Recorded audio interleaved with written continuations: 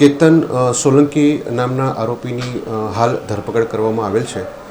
આ આરોપીના વિરુદ્ધમાં 2022ની સાલમાં ઇકોસેલ ખાતે ગુનો નોંધવામાં આવેલ।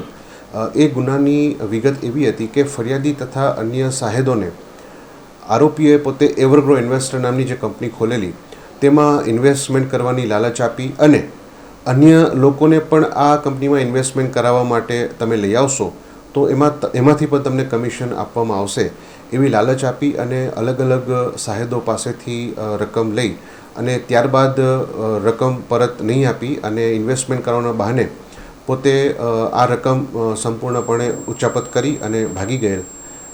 જે આરોપી કેતન સોલંકીની ધરપકડ કરાવી રિમાન્ડ માંગવામાં આવેલ છે। હાલ આરોપી રિમાન્ડ હેઠળ છે।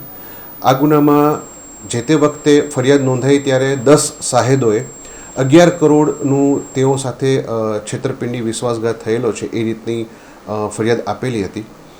આપ સૌના માધ્યમથી મારી લોકોને નમ્ર વિનંતી છે કે આપના સાથે કોઈપણની સાથે જો આ ચીટિંગ થયું હોય અને આપને પણ જો હજી આ આરોપીઓ વિરુદ્ધ ફરિયાદ આપી ન હોય તો ઇકોસેલ સુરત શહેરની ઓફિસે આવી અને આપની ફરિયાદ નોંધાવવા માટે પણ મારી વિનંતી છે।